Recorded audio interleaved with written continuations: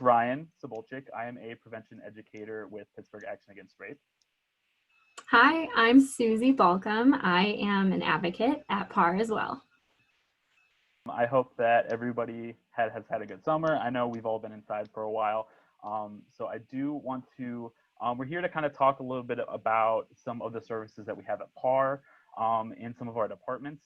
So I'm going to do just kind of a brief overview and talk about some of the services that we have at PAAR. So PAAR stands for Pittsburgh Action Against Rape. It is a rape crisis center. In Allegheny County, we are the only rape crisis center. If you grew up in a kind of more rural area, you may have had a domestic violence shelter as well as a sexual violence shelter. But Allegheny County is a little bit different in that we have agencies that do both a little bit separately too. So at PAAR, we have three main departments. We have a prevention and outreach department, which I am part of. We have a victim response team, which Susie is a part of. And we also have counseling as well.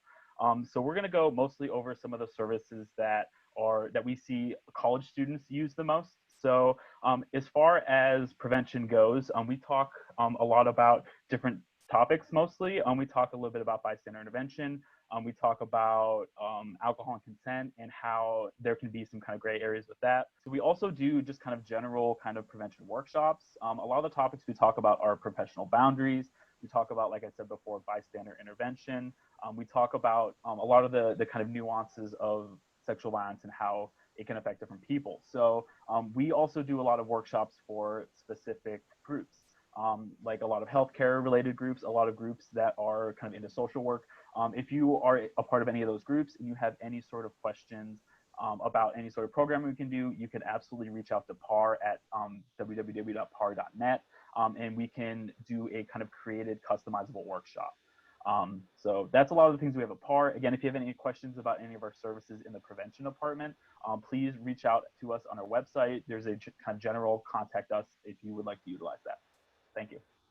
And so, like I said, my name is Susie, and I am an advocate from PAAR's victim response team. And so what that means is that while Ryan is out on campus and out in the community doing prevention work, I'm doing response work. So if you yourself or someone you know, maybe a new friend that you're making this semester on campus, is a survivor of sexual violence, there's a lot of services at PAAR that they could receive. So first and foremost, if you're ever interested in services at PAAR, whether it be prevention or from my team in the advocacy department, we want you to call or text our hotline. You're going to see it on the screen, but it's 1-866 and rape. You can call that 24/7 and it's completely confidential. And you can also text it. Now it's open during kind of office hours during the week and then late nights on the weekends, but you can text at any time. And if someone's on there, they'll respond to you. If someone's not, they'll follow up with you, and you can always call our hotline. And so at my team, the services that we provide are 100% free of cost and 100% confidential, because I know a lot of you being college students, you're still on your parents' insurance. And so you might be interested in some of these things, but you want to keep that confidentiality that you deserve. And so services that we have in our advocacy department include crisis appointments, which are appointments where advocates like myself can come and meet you or a friend of yours on campus to talk about our services, talk about coping mechanisms and grounding strategies to kind of tide you over until you're able to get into therapy or able to start to talk to someone kind of long term about what happened. Additionally, we can also accompany any of you or any of your friends to basically anything you have to attend because you experienced a sexual assault or some kind of sexual violence. And so that can look like we can go to the hospital with you. If you need to get checked out at the hospital, we can go to the police department with you. If you want to report, if you're giving an interview because you've already reported, we can go with you. Or if you're engaged with Title IX on your campus, or you're even just thinking about becoming engaged with Title IX on your campus, we can go with you.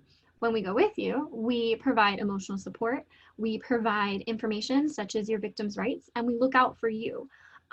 We have your interest in your healing. That's what we're interested in.